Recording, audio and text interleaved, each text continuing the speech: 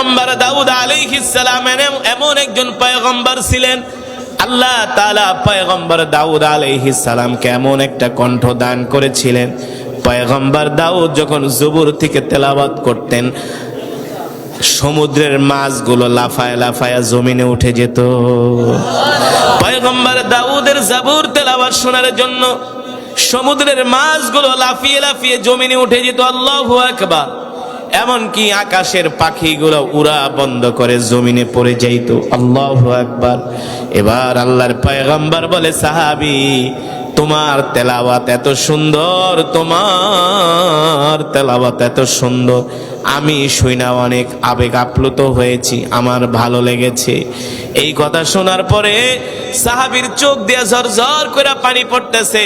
আল্লাহ নবী ডাক দিয়া বলে, লিমা তাবকি ইয়া আবু মুসা শারি, এ সাহাবী তুমি কান্না করো কেন? আমি কি তোমাকে কান্নার কোনো কথা বলছি? তুমি কান্না করো কেন?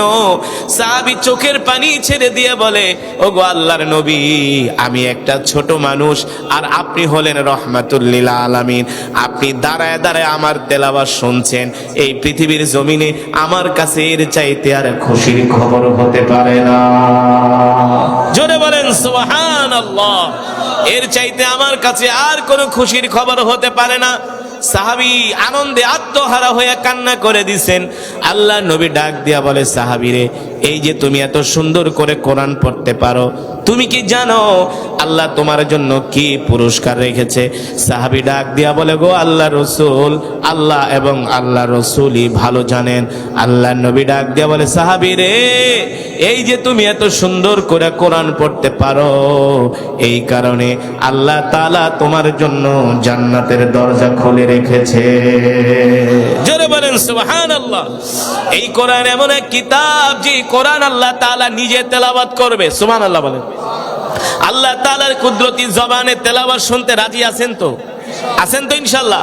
তারাই দুনিয়ার জমিনে, তারাই সেই জান্নাতের মধ্যে আল্লাহ তাআলার কোরআন শুনতে পারবে। আল্লাহ তাআলার কুদরতি কণ্ঠে যারা দুনিয়ার জমিনে চায়ের দোকানে বইসা বেশি বেশি করে বাংলা সিনেমা দেখছে, হ্যাঁ, ফেরেশতারা পিটায়া হাড্ডি ভাঙ্গা ফালাইবো। নামাজের খবর নাই, মসজিদ থেকে মাত্র 20 হাত দূর চায়ের দোকান, না? মসজিদের মিনার থেকে আজান দেয়, হাইয়া আলাস সালাহ, নামাজের দিকে আসো, হাইয়া আলাল ফালাহ, কল্যাণের দিকে আসো। 10টা মিনিট নামাজের জন্য দিতে পারে না, অথচ 3 ঘন্টা বাংলা সিনেমা ঠিকই দেখতে পারে। আছে কি আছে না? ও মুসলমান, স্বয়ং আল্লাহ তাআলা নিজে জান্নাতীদের সামনে কোরআনুল কারীমের তেলাওয়াত করবে। কারা শুনতে পারবে? কারা শুনতে পারবে? আপনাদের মতো কোরআন প্রেমিক মুসলমানরা শুনতে পারবে। আপনাদের মতো কোরআন প্রেমিক যারা কোরআনের আওয়াজ শুনে আর ঘরে বসে থাকেন নাই, চায়ের দোকানে যান নাই, ঠিক কিনা বলেন? আপনাদের মতো কোরআন প্রেমিক আল্লাহর পাগলেরা সেই দিন কোরআন শুনবে। আল্লাহ তাআলা নিজে পড়বে, আনার রহমান, আনার রহমান আল্লামাল কুরআন। আমরা দুনিয়ার জমিনে পড়ি আর রহমান, আল্লাহ বলবে আনার রহমান, আমি রহমান, আমি রহমান, আমি আমার কোরআন পড়তেছি, বান্দা তোরা শোন। সুবহানাল্লাহ। তাফসীরের মধ্যে আসছে, সেই দিন আল্লাহ তাআলার জবানে সূরাতুর রহমানের তেলাওয়াত শুনবে, শুনতে শুনতে 50,000 বছর কেটে যাবে। জোরে বলেন সুবহানাল্লাহ। কত হাজার বছর? কি মজা হবে, কি মজা!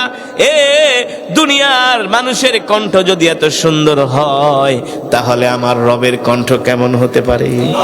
এই কারণে এই মুহূর্তের ভিতরে 50,000 বছর কেটে যাবে, কোনো টের পাবে না, কোনো টের পাবে না, কোনো খবর থাকবে না।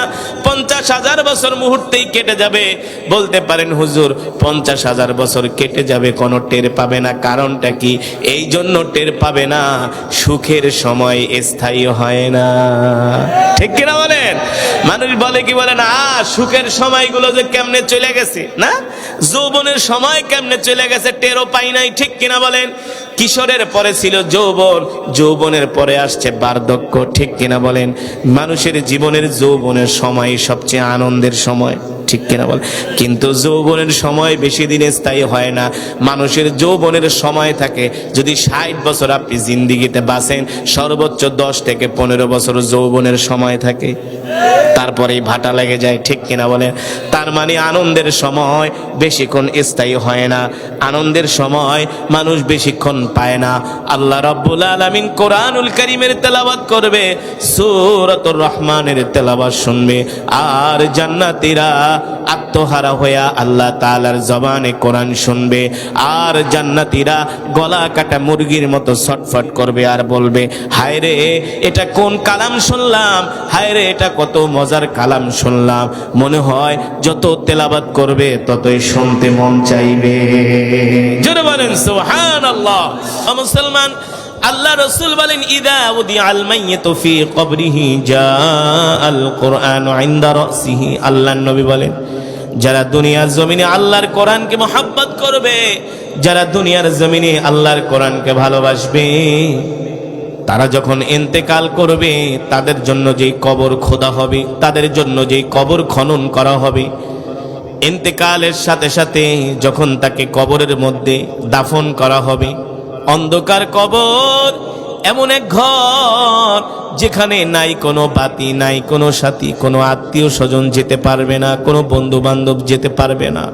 ওই কবরের মধ্যে আপনাকে আমাকে এতিমের মতো শুয়ে থাকতে হবে, ঠিক কিনা বলেন? ওই কবরে যাবার কারো কোনো ক্ষমতা নাই। কিন্তু আপনি যদি দুনিয়ার জমিনে আল্লাহর কোরআনকে মহব্বত করেন, আপনাকে কবরের মধ্যে দাফন করার সাথে সাথে আল্লাহর কোরআন আপনার মাথার সামনে যায়া দাঁড়ায়া যাবে, আপনার কবরটাকে আলোকিত করবে। আল্লাহু আকবার। আপনি যখন দেখবেন আপনার কবরটা আলোকিত হয়ে গেছে, আল্লাহর কোরআন বলবে, দোস্ত তুমি ঘুমা, তোমার কোনো চিন্তা নাই। আপনার কবরে 2 জন মুনকার নাকির ফেরেশতা আসবে সওয়াল করার জন্য।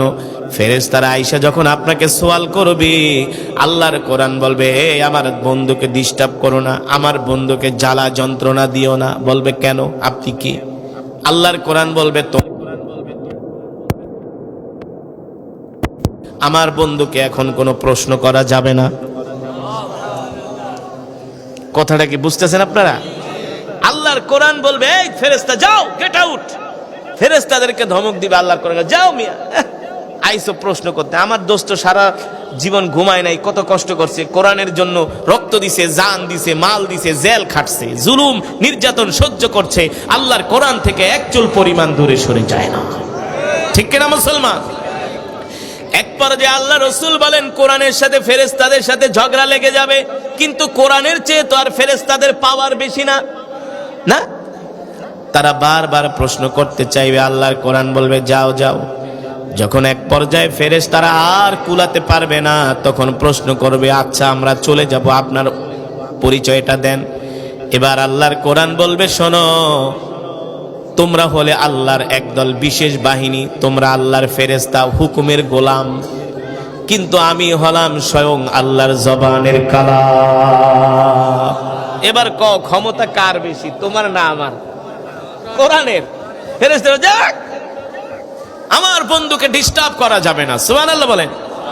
এবার ওই কবরবাসী আনন্দে আত্মহারা হয়ে যাবে আর বলবে, দোস্ত তুমি না আমারে কত বিপদ থেকে বাঁচাইলা। এবার কোরআন বলবে, দোস্ত শুধু এখানেই শেষ না, তুমি আরামে ঘুমাও, তুমি আরামে ঘুমাও, যতক্ষণ পর্যন্ত আমি তোমাকে জান্নাত পর্যন্ত পৌঁছে না দিব, ততক্ষণ পর্যন্ত আমি কোরআন তোমাকে ছেড়ে যাব না।